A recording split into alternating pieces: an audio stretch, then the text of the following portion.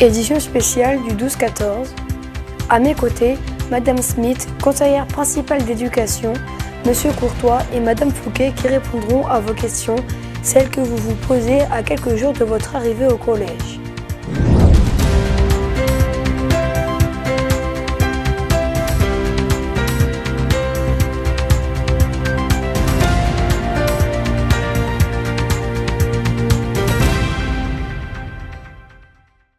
Début septembre, vous serez environ 140 à faire votre entrée en classe de 6e au collège Simone Veil. C'est une étape très importante dans la scolarité et nos invités en plateau vont répondre à vos questions. Pour présenter le service de la vie scolaire, Madame Smith, conseillère principale d'éducation. Bonjour Barnabé, bonjour à tous. Pour parler des grands changements dans le quotidien et les habitudes des futurs 6e, Monsieur Courtois, professeur de technologie et professeur principal de 6e, est avec nous. Bonjour Barnabé, bonjour à tous.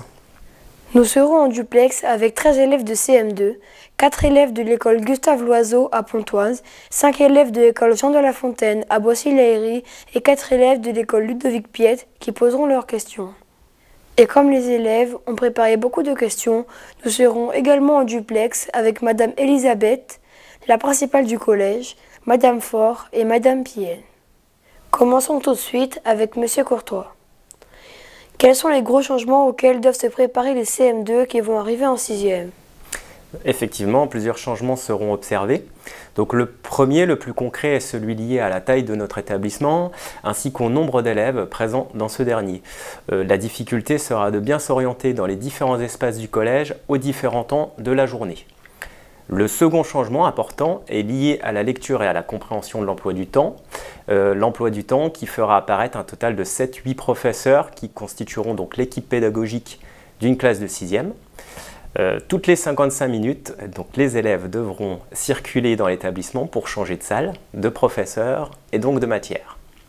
Et enfin, le troisième changement est lié à la découverte de nouvelles matières. Donc je pense notamment à l'enseignement des sciences et technologies qui mobilise les connaissances et compétences de 3 matières connues, à savoir la physique, les sciences et vie de la Terre et enfin la technologie. Comment se déroule la première matinée des élèves de 6e? Alors 3 temps importants vont rythmer cette première matinée au collège. Dans un premier temps, les élèves seront appelés dans la cour par l'équipe de direction afin de découvrir la composition de leur classe pour l'année scolaire à venir. Ils seront ensuite dirigés et accueillis par leur professeur principal dans une salle de cours. Ils découvriront ainsi leur emploi du temps qui sera écrit au tableau. Ils prendront également connaissance du règlement intérieur de leur nouvel établissement par le biais de leur carnet de correspondance qui leur sera distribué et qui restera donc personnel. Enfin, un temps sera prévu pour aller chercher les manuels scolaires. Voilà. Quelle est la différence entre le professeur principal et les autres professeurs de la classe? Alors très simplement, le professeur principal est le professeur avec lequel les élèves prennent contact à la rentrée scolaire, celui qui plus qu'un autre les suivra toute l'année scolaire. Il se charge, s'il y a lieu, de leur faire visiter l'établissement, leur communiquer les emplois du temps, leur donner au besoin des consignes supplémentaires, tout simplement. Quelle est la fréquence des contrôles? Les contrôles des connaissances arrivent généralement en fin des séquences travaillées. Donc la fréquence des contrôles est régulière afin d'obtenir des moyennes significatives dans l'ensemble des disciplines, et ce pour les 3 trimestres de l'année. A noter qu'en 6e, nous sommes sur une fin de cycle 3 et qu'il faut également parler d'évaluation de compétences, qui se fait de manière régulière elle aussi. Quelles sont les actions mises en place au collège pour aider les élèves en difficulté dès la 6e? Alors l'aide la plus simple qu'il va falloir retenir est tout simplement l'inscription à l'aide aux devoirs, donc qui a lieu les lundis, mardis, jeudis et vendredis de 16h à 18h, et également pour l'année à venir sur la pause méridienne, c'est-à-dire de 13h à 13h55. Pendant le conseil de classe qui se réunit chaque fin de trimestre, quel est le rôle du professeur principal? Alors le professeur principal, lors du conseil de classe, il représente l'équipe pédagogique, c'est-à-dire qu'il va parler au nom des autres collègues, des autres professeurs, et il va dresser un bilan général de ce qui a pu se passer dans le trimestre, en termes de points positifs et en termes de points négatifs. Alors au-delà de ça, la mission du professeur principal, elle est plus diverse, c'est-à-dire que le professeur principal, il organise également les heures de vie de classe, inscrites dans l'emploi du temps, afin de préparer un conseil de classe justement, ou de discuter d'une question précise concernant la classe, par exemple une élection de délégué en début d'année. Le professeur principal demeure également un lien privilégié avec les familles, mais également avec l'administration scolaire. Il est la plupart du temps la personne qui transmet des informations aux élèves. De manière générale, c'est vers lui que se tournent les élèves pour des questions sur leur vie scolaire. Merci, Monsieur Courtois. On vous libère car vous devez vous rendre dans un autre collège pour la correction des épreuves du brevet. Merci d'avoir été avec nous. Merci à toi Barnabé et je souhaite une bonne rentrée aux futurs 6e qui nous rejoindront donc le 3 septembre. Parmi les nouveaux lieux et services que vont découvrir les 6e dès leur arrivée, la vie scolaire qui est dirigée par Madame Smith, conseillère principale d'éducation. Pouvez-vous nous présenter ce service ? Alors, le service de la vie scolaire est composé d'un ou plusieurs CPE ainsi qu'une équipe d'assistants d'éducation. La mission première en fait, du service de la vie scolaire est de prendre en charge les élèves lorsqu'ils ne sont pas sous la responsabilité de leurs professeurs. Mais c'est aussi une particularité française puisque la vie scolaire en général n'existe pas dans les établissements étrangers. Pour quelle démarche les élèves devront-ils se rendre en vie scolaire ? Les élèves peuvent s'adresser à la vie scolaire pour tout ce qui concerne leur vie au sein de l'établissement, pour n'importe quelle question, mais ils seront reçus au bureau principalement pour leurs absences, s'ils sont en retard, ou bien pour aborder un conflit s'ils le rencontrent au sein de l'établissement. La vie scolaire, c'est une équipe autour de vous composée d'assistants d'éducation. Quel est leur rôle ? Alors, les assistants d'éducation au Collège Simone Veil sont 6. Leur rôle est d'assurer principalement la sécurité des élèves au sein de l'établissement lorsqu'ils ne sont pas pris en charge par les professeurs. Et c'est pour cela qu'ils occupent principalement donc, des postes de surveillance, que ce soit dans la cour, dans le réfectoire, dans les couloirs, etc. Ce sont des adultes référents auprès desquels les élèves peuvent trouver à peu près 95% des réponses à leurs questions. Nous venons de voir le rôle des assistants d'éducation. Et vous, Madame Smith, quel est votre rôle dans le collège ? Alors, la fonction de conseiller principal d'éducation regroupe principalement 3 missions. La première étant donc de mettre en sécurité les élèves au niveau du fonctionnement de l'établissement, tâches qui nous sont déléguées par les chefs d'établissement. C'est pour cela que nous organisons donc le service de vie scolaire avec les emplois du temps des assistants d'éducation, les grilles de poste pour déterminer les lieux selon lesquels les assistants d'éducation doivent être au cours de la journée.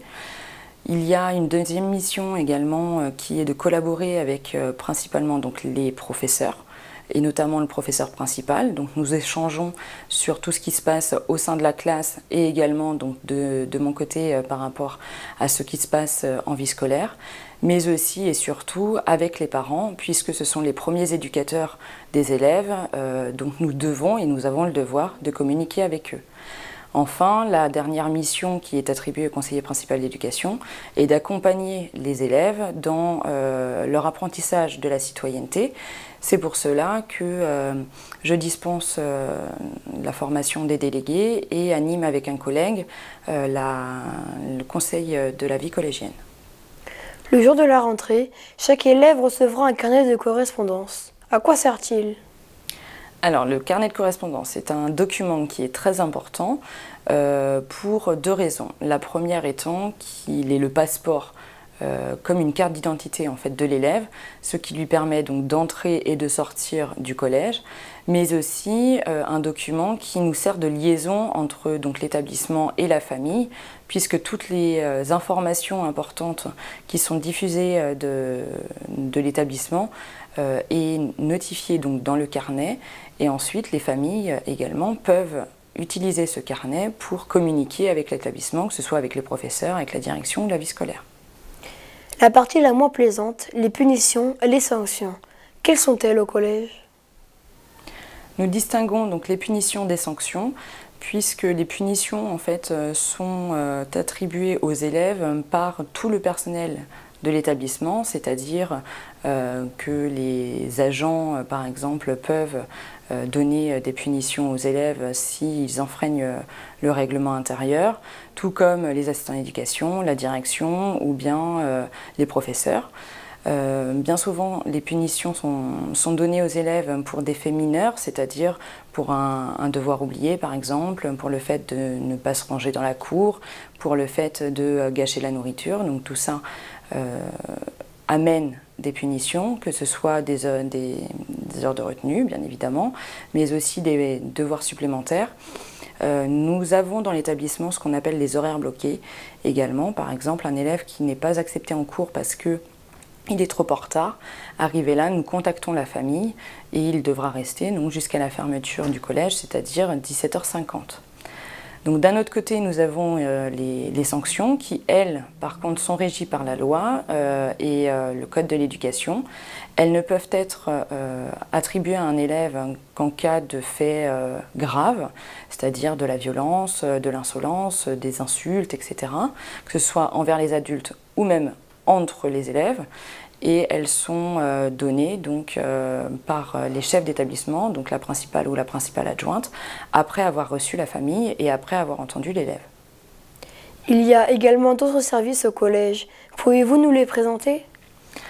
Alors le premier service dont le collège est composé et qui est très important, c'est celui de la direction, qui est composé donc de la principale, Madame Elisabeth, qui elle gère donc tout l'établissement, que ce soit au niveau des personnels ou au niveau des élèves. Il y a également la principale adjointe qui l'aide dans cette gestion, Madame Fortic-Boutin, en organisant donc les emplois du temps des professeurs notamment, ou tout ce qui concerne les sorties scolaires, etc. Et elles sont secondées par un secrétaire de direction, Monsieur Verdrel, qui les aide dans leurs tâches administratives. Il est également le webmaster donc, du site du collège, et c'est celui qui produit également le 12-14. Et justement, il y a une question d'un élève de CM2 qui colle à l'actualité. Pour y répondre, nous allons retrouver en duplex de son bureau Madame Elisabeth, la principale du collège. Bonjour Madame Elisabeth. Bonjour Barnabé. Tout d'abord, pouvez-vous expliquer aux élèves de CM2 quelle est exactement votre fonction au collège ? La principale du collège est donc le chef d'établissement. Elle dirige l'établissement scolaire avec deux adjoints. La principale adjointe, dans l'établissement il s'agit de Madame Fortic-Boutin. L'adjoint gestionnaire, pour nous, c'est Monsieur Paul. Donc c'est moi qui vais veiller avec mes collaborateurs à ce que les recommandations, les instructions officielles du ministère de l'Éducation nationale et donc du législateur soient bien mises en œuvre dans l'établissement. Je vais également travailler sur des partenariats avec notre collectivité de rattachement, le conseil départemental du Val d'Oise, et puis je serai l'interlocutrice de nos référents institutionnels, la direction académique, le rectorat. Bien sûr, je veille à ce que les instances prévues au collège soient bien réunies, le conseil d'administration, le conseil pédagogique, le comité d'hygiène et de sécurité, le comité d'éducation à la santé et à la citoyenneté, les conseils de classe, les commissions éducatives et conseils de discipline s'il y a lieu. Donc voilà, pour mes missions principales. Voici pour vous une question que tous les élèves se posent pour la prochaine rentrée, et c'est Thiago Neva de l'école Jean de La Fontaine qui vous la pose. Est-ce qu'on pourra utiliser nos téléphones au collège l'année prochaine ? Effectivement, Thiago, j'imagine que c'est une question que tous les élèves qui entrent en 6e doivent se poser. Eh bien, l'utilisation du téléphone portable sera interdite au collège Simone Veil à la rentrée 2018.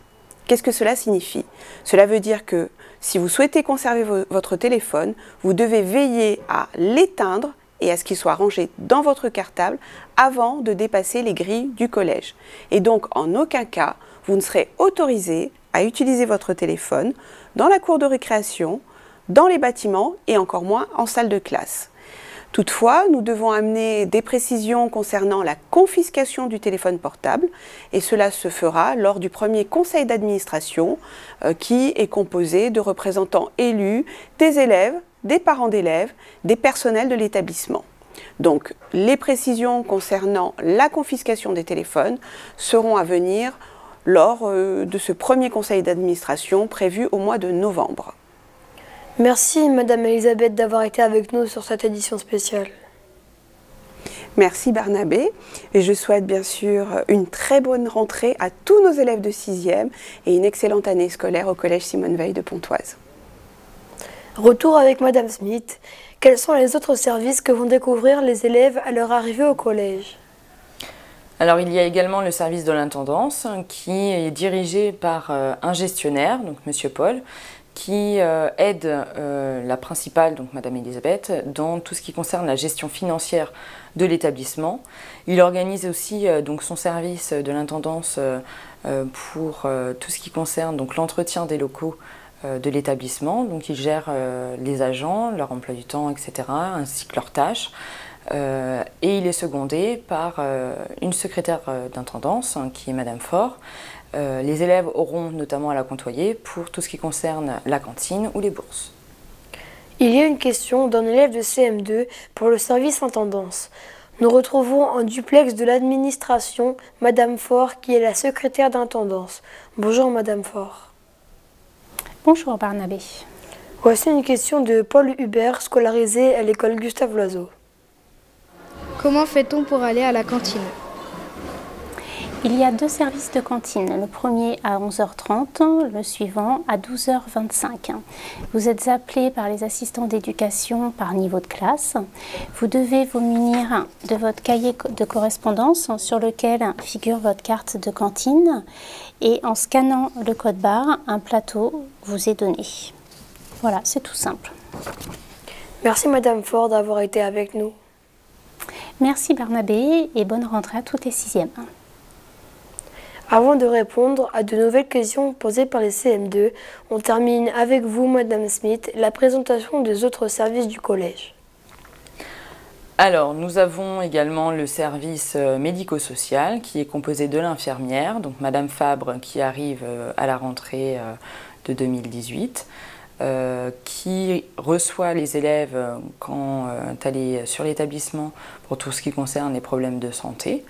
Nous avons également donc Madame Fisseux qui est l'assistante sociale qui reçoit les élèves et leurs familles lorsque les familles éprouvent des difficultés, qu'elles soient donc sociales ou qu'elles soient financières.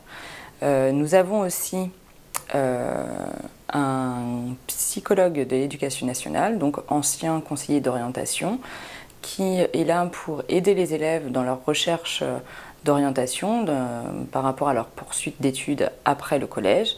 Et enfin, nous avons donc le CDI qui est dirigé par Madame Coda, donc la professeure documentaliste.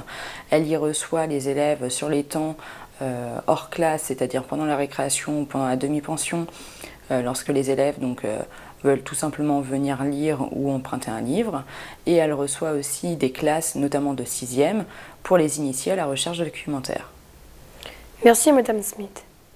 Retour avec les CM2 et leurs questions et nous accueillons en plateau Madame Fouquet, professeure d'histoire-géographie. Bonjour Madame Fouquet. Bonjour Barnabé, bonjour à tous. La première question vous est posée par Miradi Tulomba, scolarisée en CM2 à l'école Ludovic Piette de Pontoise. Est-ce que les 6e ont tous le même professeur principal? Eh bien non Miradi, tous les 6e ne peuvent pas avoir le même professeur principal. Il y a un prof principal par classe, quel que soit le niveau. Et il sera donc découvert le jour de la rentrée. Chaque classe aura son professeur pour l'accueillir à la rentrée. La question suivante vous est posée par Blanche Chabotti de l'école primaire Jean de La Fontaine de Boissy-l'Aillerie. Est-ce que les années prochaines, il y aura d'autres langues à part l'allemand, l'espagnol et l'anglais? Alors, pour les langues blanches, eh bien, forcément, il y a une première langue vivante, donc l'anglais. Et puis ensuite, on va vous proposer l'espagnol ou l'allemand. Et il est prévu d'avoir une 3e langue pour les volontaires d'abord, puis en enseignement. Pour l'instant, c'est l'enseignement de l'arabe qui est prévu. Une 3e question, c'est Sophie Simsek de l'école Ludovic Piette de Pontoise qui vous la pose. Est-ce que l'on choisit sa place dans la classe? Alors, le premier jour, pour la rentrée, en général, le professeur principal qui vous accueille vous laisse vous placer plus ou moins comme vous voulez. Ensuite, au cours de l'année, c'est chaque professeur qui va pouvoir imposer un plan de classe ou pas. Vous laissez vous mettre avec vos copains, vos copines, ou au contraire vous séparer. Donc là, il n'y a pas de règles. Et puis l'objectif, c'est d'avoir de bonnes conditions de travail et puis d'être dans le calme et de pouvoir travailler sérieusement. Donc si c'est avec votre copine que ça se passe, bah, tant mieux. S'il faut vous séparer, le professeur prend les mesures. La question suivante vous est posée par Morgane Delplanque de l'école Jean de La Fontaine à Boissy-l'Aillerie. Est-ce que c'est difficile de trouver les salles de classe le premier jour? Alors, trouver les salles, c'est vrai que c'est le gros changement quand vous arrivez au collège. Normalement, une visite a été faite. Et puis, bon, il y aura une tolérance de toute façon sur les changements de salle. Les numéros sont de toute façon inscrits sur les portes. Il y a des petits panneaux qui vous indiquent dans quelle salle vous pouvez vous diriger. Et puis, bon, il y a une tolérance sur les retards. Et puis, vous pouvez vous suivre entre camarades. Demandez aux grands aussi, aux assistants d'éducation qui sont dans les couloirs ou aux autres professeurs si vraiment vous vous sentez perdu. Mais normalement, il n'y a pas de difficulté. Le premier étage, les salles 100, deuxième étage, les salles 200. Donc vous allez très vite vous repérer dans le collège, il n'y aura pas de problème. Une dernière question pour vous, Madame Fouquet. On retrouve une nouvelle fois Miradi Tulomba de l'école Ludovic Piet. Quand commencent les cours? Est-ce qu'il y a des horaires particuliers? Alors, concernant les horaires, on va vous distribuer le jour de la rentrée votre emploi du temps. Donc, il est découpé en créneaux horaires de 55 minutes, donc 8h30, 9h25, etc. Donc, les cours commencent à 8h30. Vous êtes accueillis au collège dès 8h15. Et puis ensuite, chaque cours se termine par une sonnerie. Donc, c'est le signal de la fin du cours, mais en même temps, il faut attendre que le professeur vous autorise à sortir et à vous rendre dans le cours suivant. Donc oui, il y a des horaires particuliers qu'il faut respecter, que ce soit pour le début ou pour la fin des cours. Et puis, les sonneries donc, vous indiquent quand ça se termine. Avant de retrouver Madame Smith pour une nouvelle série de questions des CM2, nous allons en salle des professeurs à la rencontre de Madame Pienne. Bonjour, tout d'abord, je crois que vous avez une information à nous délivrer concernant l'ouverture d'une section sportive football féminin. Donc effectivement, à la rentrée 2019, nous avons pour projet d'ouvrir une section de football féminine sur l'établissement du collège Simone Veil, en partenariat avec le club de Cergy-Pontoise et la Fédération française de football. Donc ce serait une section qui serait agréée par l'éducation nationale et qui permettrait aux jeunes filles qui pratiquent déjà ou peut-être pas encore le football féminin d'avoir 4 heures en plus dans leur emploi du temps pour s'adonner à cette pratique et éventuellement représenter au mieux l'établissement scolaire à travers les compétitions de l'association sportive, c'est-à-dire de l'UNSS. Une question d'un élève de CM2 pour vous, Madame Pienne. Elle vous est posée par Ewan Piquerel de l'école Jean de La Fontaine à Boissy-l'Aillerie. Quelles sont les activités sportives en 6e? Bonjour Ewen, eh bien, en 6e au collège Simone Veil, les élèves vont pratiquer 5 activités sportives pour clôturer le cycle 3. Donc ils vont pratiquer de la natation, un combiné athlétique qui sera composé d'une course de demi-fond et d'un lancer, de la course d'orientation, des arts du cirque et en sport collectif du handball. Merci Madame Pienne. Retour en plateau avec Madame Smith pour les dernières questions qui concernent le fonctionnement du collège. On commence avec Lola Kerstock de l'école Gustave Loiseau. Quand un professeur est absent, où doit-on aller? Bonjour Lola. Alors, lorsqu'un professeur est absent, les élèves sont pris en charge par la vie scolaire, donc les assistants d'éducation, et bien souvent ils sont dirigés donc, vers la permanence, ou bien si le CDI est ouvert, ils peuvent aller également dans ce lieu pour pouvoir lire, faire des recherches documentaires pour des exposés par exemple. 2 questions à présent sur l'accès au collège. La première vous est posée par Sophie Simsek que nous retrouvons une deuxième fois. Comment fait-on pour entrer dans le collège? Bonjour Sophie. Alors comme je l'ai dit tout à l'heure rapidement, pour pouvoir entrer dans le collège, il faut que les élèves soient munis donc, de leur passeport, c'est-à-dire leur carnet de correspondance, qui leur servira également donc, pour en ressortir. La seconde question sur l'accès au collège vous est posée par Cassie Hacker du Thiers de l'école Ludovic Piet. Comment fait-on si l'on est en retard le matin au collège? Bonjour Cassie. Alors le but, bien évidemment, est d'être à l'heure pour arriver au collège et ne pas être en retard. Maintenant, si jamais ça peut arriver d'avoir un petit peu de retard et que la grille du collège est fermée, il faudra que l'élève donc sonne pour signaler sa présence au niveau de la loge. Un assistant d'éducation viendra ouvrir aux élèves et ensuite 2 cas de figure peuvent se présenter. Le premier, c'est que le retard est de moins de 5 minutes après la sonnerie. Du coup, l'élève est envoyé en classe et le retard est notifié sur la fiche d'appel. Si jamais le retard excède 5 minutes, arrivé là, l'élève sera pris en charge par la vie scolaire en permanence, où il aura donc un travail que ses camarades feront en classe à ce moment-là. Maintenant, nous faisons aussi quand même une distinction, notamment pour les élèves qui prennent le train. Et s'il y a des retards de train et que les élèves sont munis d'un billet de la SNCF, les élèves, du coup, pourront regagner leur classe. La question suivante vous est posée par Floriane Esrich de l'école Ludovic Piet. Est-ce qu'on partage les casiers? Bonjour Floriane. Tout à fait. Les casiers sont partagés et notamment principalement par des élèves de la même classe parce que nous n'avons pas assez de casiers pour chaque élève. Maintenant, il faut savoir que les casiers sont réservés en premier aux demi-pensionnaires et aux élèves à besoins particuliers. Ensuite, s'il y en reste, les élèves externes pourront demander l'accès à un casier. Une question à présent sur les punitions. Et c'est Corentin Barassin de l'école Jean de La Fontaine qui vous la pose. Y a-t-il eu souvent des heures de colle en 6e? Bonjour Corentin. Alors, il peut y avoir des heures de retenue, quel que soit le niveau et quelle que soit la classe. Ça dépend surtout des élèves eux-mêmes. Du coup, plus les règles sont suivies et sont reconnues par les élèves, moins il y a d'heures de retenue de données par les professeurs ou par la vie scolaire. 2 questions à présent d'Abinat Jonathan de l'école Ludovic Piet sur la récréation. Voici la première. Est-ce que les récréations sont avec les autres classes? Bonjour Abinat, alors tout à fait, les récréations sont avec les autres classes, que ce soit à 10h20 ou à 15h45. Maintenant, il peut y avoir un décalage, notamment sur le temps du midi pour les élèves qui déjeunent à la cantine, puisque selon l'emploi du temps, les élèves peuvent finir ou bien à 11h30 et reprendre leur cours à 13h, ou bien terminer à 12h25 et reprendre leur cours à 13h55. Et la seconde question d'Abinat concernant cette fois la fin de la récréation.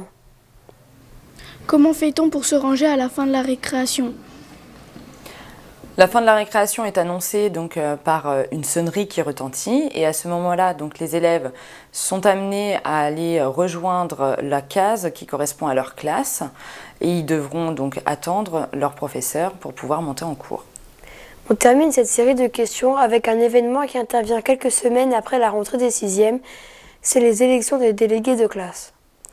La question vous est posée par Lucas Martinez-Raposo de l'école Gustave Loiseau. Que devront faire les délégués quand ils seront choisis? Alors, les délégués de classe, une fois qu'ils seront élus par leurs camarades, recevront une formation pour appréhender donc, leur rôle, qui sera notamment de représenter la classe au conseil de classe, mais aussi de veiller à l'intégration de tous les élèves dans la classe et surtout de faire le lien entre les élèves de la classe et les adultes de l'établissement. Juste avant de refermer cette édition spéciale, nous avons recueilli les témoignages d'élèves qui terminent leur année de 6e. Je vous propose de les écouter. L'année de 6e s'est très bien passée parce qu'on avait des profs qui nous apprenaient beaucoup, qui prenaient du temps pour nous expliquer tout ça, sur les choses qu'on n'avait pas forcément vues en CM2. À la rentrée, j'étais stressée pour mes notes, d'avoir des mauvaises notes et de ne pas passer en 5e. Après, au fil des semaines, je me suis améliorée pour les notes. Après, les profs, au début de l'année, ils étaient un peu plus sévères, mais après, ils sont devenus plus gentils. Au début, j'étais stressée, ensuite ça s'est bien passé parce que j'avais des profs et des autres camarades plus grands que moi qui m'ont aidé, qui m'ont montré comment faire. J'ai fait des belles rencontres, ça s'est bien passé. Cette édition spéciale du 12-14 est à présent terminée. Il ne reste plus qu'à souhaiter une bonne rentrée en 6e à tous les CM2. Merci Madame Smith pour toutes vos explications. Merci Bernabé, ce fut un plaisir comme chaque année. Merci à tous et surtout bonne rentrée à nos futurs 6e, mais avant cela, bonnes fins de vacances. Merci également à vous, Madame Fouquet, d'avoir été avec nous. Merci Barnabé et merci à tous. Bien, rendez-vous à la rentrée après de bonnes vacances le lundi 3 septembre à 8h30. Merci également à Madame Elisabeth, Madame Faure et Madame Pienne, ainsi qu'aux élèves de l'école Gustave Loiseau de Pontoise, aux élèves de l'école Ludovic Piette de Pontoise et aux élèves de l'école Jean de la Fontaine de Boissy-l'Aillerie. Ne manquez pas tout au long de l'année scolaire nos éditions du 12-14 qui sont en ligne sur le site internet du collège et sur notre chaîne YouTube. Bonne rentrée à tous et à très bientôt.